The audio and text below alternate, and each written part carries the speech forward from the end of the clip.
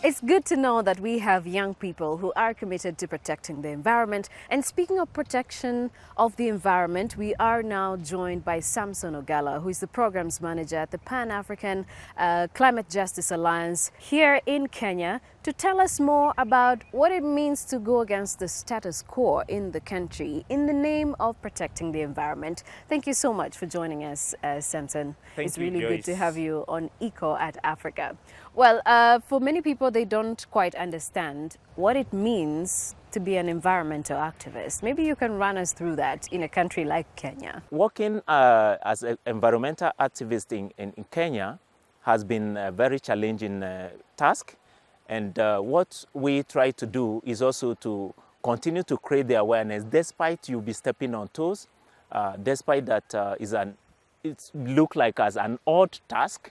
But again, we are committed to doing that because if we don't support the environment would support us. What has it been like for you? What kind of difficulties have you faced as environmental activists in trying to push for your agenda to be heard? You are putting your life online because what you are trying to do might not sit well with maybe the power that be. Can you share some of the examples, maybe? Okay, fine.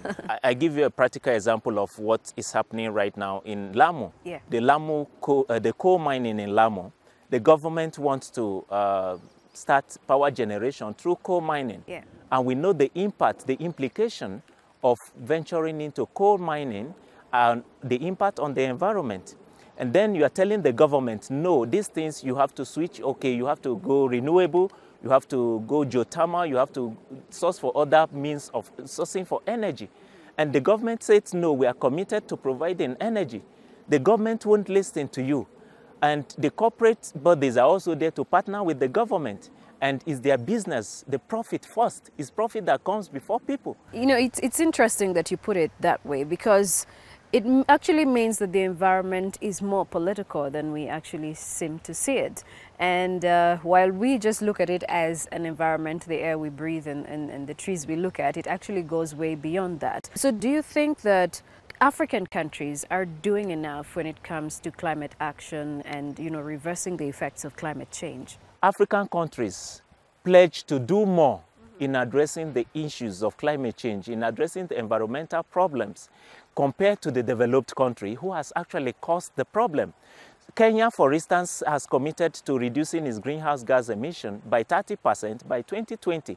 That is a commitment that even some developed countries have not done. We recently had a plastic bag ban in the country today. Do you think that actually is going to have a positive impact on the environment from where you stand? All these plastic bags and around us have impact on the environment and even on the aquatic life. So Kenya is setting the pace, and all the African countries should follow suit. By the time many countries embrace the banning of plastic bags, we will have a better environment to live on and even do business. What do you think need to be our priorities going forward? Kenya is the only country in Africa that has the Climate Change Act. That is a big plus. No other country in Africa has done that. Kenya has National Climate Change Response Strategy. Kenya has National Climate Change Action Plan. So if we are aiming to achieve the Sustainable Development Goal and even Kenya Vision 2030, then we have to prioritize issues of environment. We have to prioritize translating all these good policies we have into practice and into action. As long as they remain on paper, they're as good as dead. Well, thank you so much, Samson, for the great insights on Eco at Africa. We look forward to having you again on the show soon, hopefully. Thank you so much for having me, Joy. All right.